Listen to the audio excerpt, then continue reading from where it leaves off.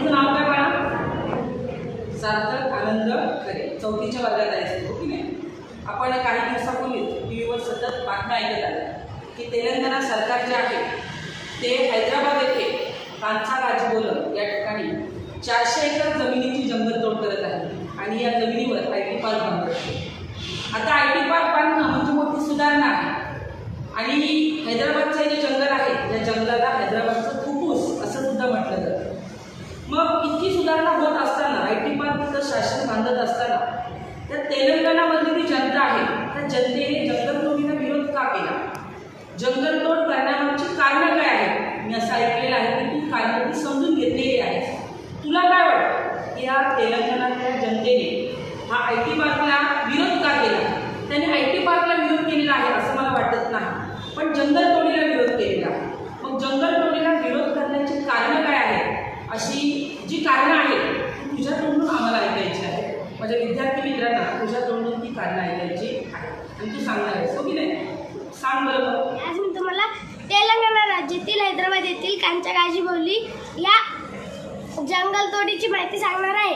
तेथे तेलंगणा राज्यातील हैदराबाद येथे कांचाराजगोलम हे 400 एकराचं जंगलतोड सुरू आहे. तेथे IT पार्क त्यांचा प्रोजेक्ट आहे. तो राबविण्यासाठी त्यांनी 400 एकर एवढी जमीन उद्ध्वस्त करायला सुरू केलेली आहे. ती जमीन त्यांनी एका रात्रीत 50 बुलडोजर पाठवले. का तर जंगलतोड करायला त्यांनी एका रात्रीत 5,50,000 एवढी झाडे तोडली.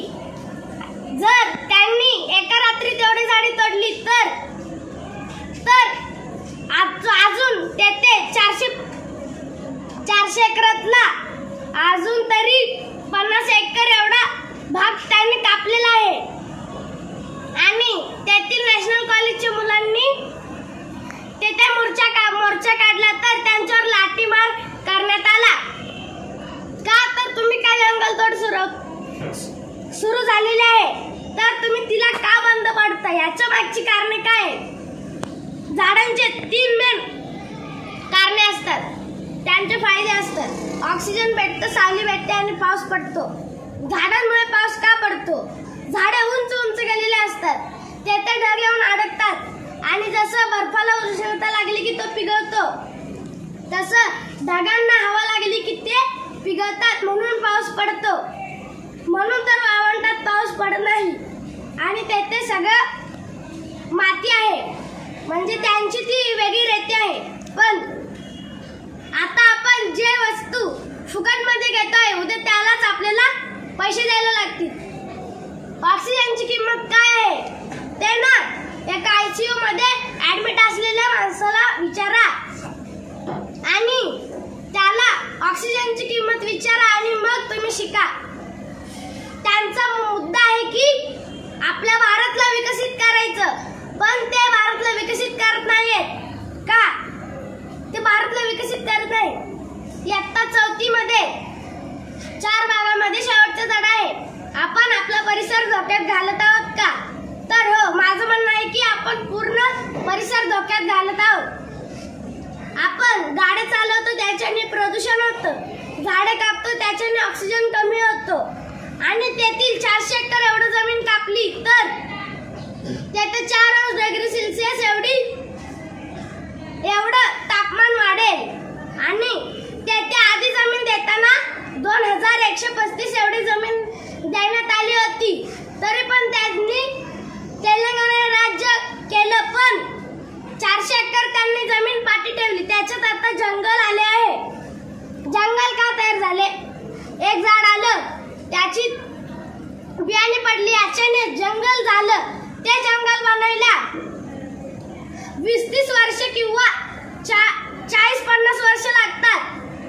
त्यांनी एवढी वर्षाची जर झाडे तोडली तर आणि तेथे 450 याच्यावर तेथे प्राण्यांच्या जाती आहेत आणि 400-750 हे फुलांची जाती आहेत आणि तेथे 0.4 अर्ब आधीची झाडे आहेत.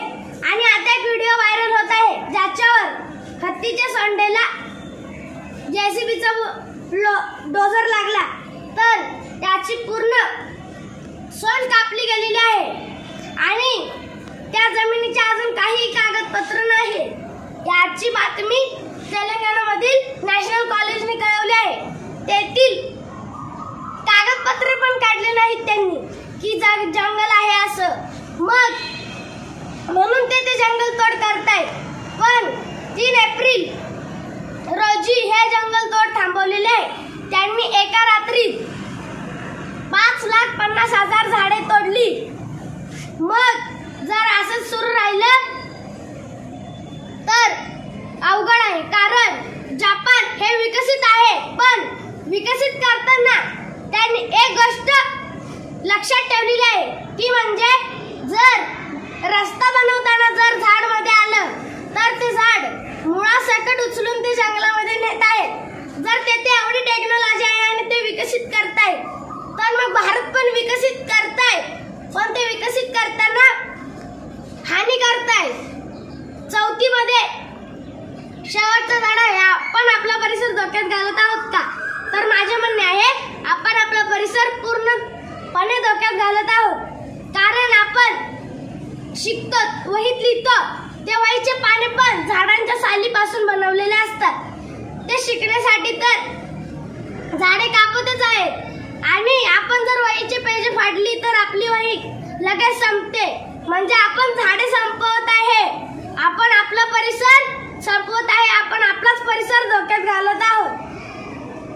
म्हणजे जर आपण एवढं करतोय, ते हैदराबादचं फुफ्फुस असे म्हणले जाते त्या जंगलाला, जर आपण फुफ्फुसावर वार करत आहोत तर आपण मानव म्हणून, प्राणी हे नावाचेच नाही, मानव हा दयाळू पाहिजे।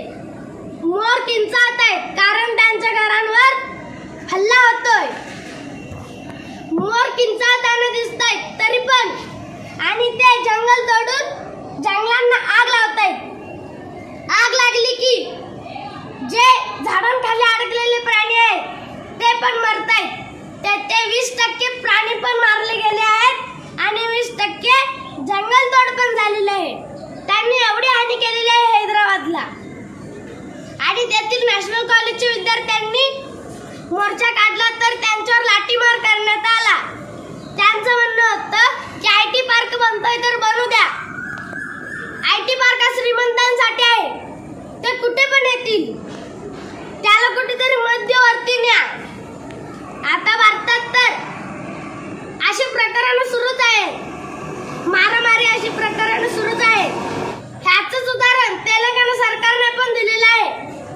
त्याने पण जंगल तोडी मागचे वाईट कारणे बघितली नाहीत आणि त्यांनी डायरेक्ट जंगल तोड सुरू केली। जर आपणच आपला परिसर जर धोक्यात घालत आहोत तर आपला काय फायदा आहे? आपण मानव म्हणून का बोलतोय, का जगतोय? कारण देवाने जेव्हा निर्मिती केली आहे तेव्हा मानव हा प्राणी का बनवलेला आहे? कारण मानव प्राण्याने निसर्गाला अजून वाढवायला पाहिजे, प्राण्यांवर दया करायला पाहिजे, म्हणून मानव प्राण्याला बनवलेला आहे। पण आपण काय करतोय? काहीतरी बोलतोच, आपण काय करतोय? जंगले तोडतोय, निसर्गालाच हानी करतोय आणि जंगल तोडतोय ती तोडतोय, अजून त्यांना जाळत पण आहे। जंगल तोडताय, जाळताय, प्राण्यांना मारताय। मांसाहार करू नका, का करायचं नाही? तर ते कोंबड्या कापतात आणि मग मांसाहार करतात, पार्ट्या करता, काय पण करता। देवाने पण निर्मिती केलेली आहे, पण आपण मांसाहार करतच आहे। आता मांसाहार केला तर जाऊ द्या, पण त्यांना येताना पण, म्हणजे त्या ट्रकमध्ये कोंबड्या ट्रकमध्ये भरलेल्या असतात, तर त्या ट्रकमधून पण त्यांचा हाल करत येतात। कारण जेव्हा ट्रक वेगाने असतो आणि जेव्हा माती येते तेव्हा ती माती उडते आणि ते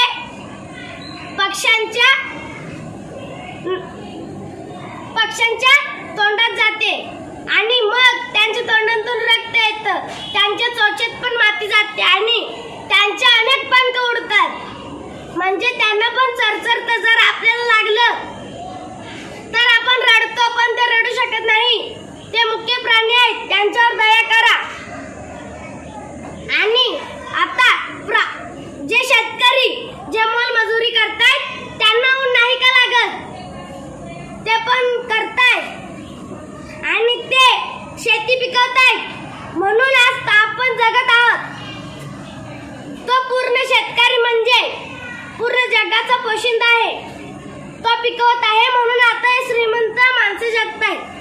जर सगळे श्रीमंत झाले असते आणि जर पिकवायचं सोडलं असतं तर मानव का राहिला नसता.